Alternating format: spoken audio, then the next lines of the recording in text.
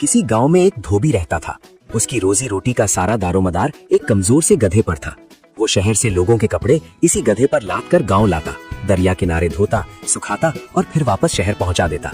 इतनी आमदनी हो जाती कि घर का खर्च आराम से चल सके, मगर उसकी तबीयत में अजीब सी कंजूसी बसी हुई थी। शहर जाकर वो खुद तो अच्छे अच्छे खाने खाता, मिठाइयाँ भी ले लेता, लेकिन बेचारा गधा अक्सर खाली पेट रहता। चारे पर एक पैसा खर्च करना भी उसे गवारा न था। दिन भर बोझ उठाने वाला जानवर आहिस्ता आहिस्ता कमजोर होने लगा।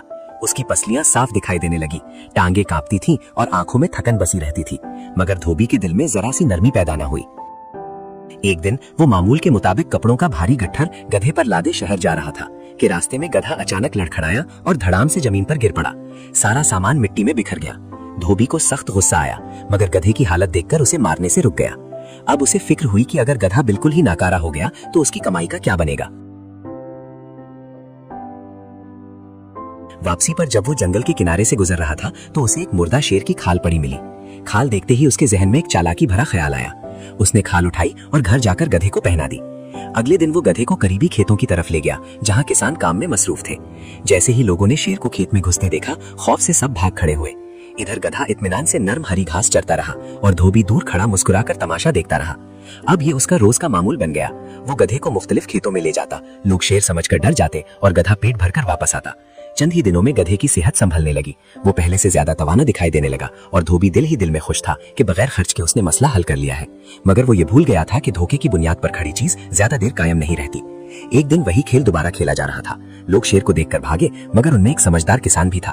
पहले तो वो भी डरा, लेकिन फिर उसकी नजर शेर पर पड़ी, जो सुकून से घास चर रहा था। उसे फौरन शक हुआ। वो जानता था कि शेर घास नहीं खाते। गौर से देखा तो दूर एक दरख्त के पीछे धोबी भी छुपा नजर आया। सारा राज खुल गया।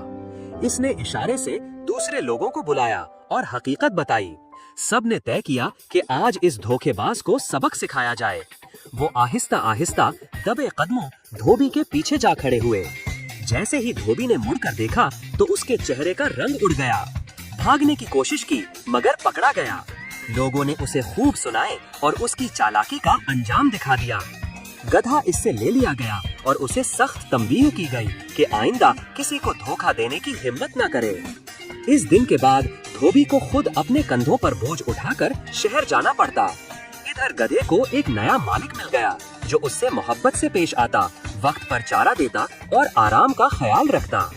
कहानी यही सिखाती है कि लालच और धोखा वक्ती फायदा तो दे सकते हैं, मगर अंजाम हमेशा रुसवाई ही होता है।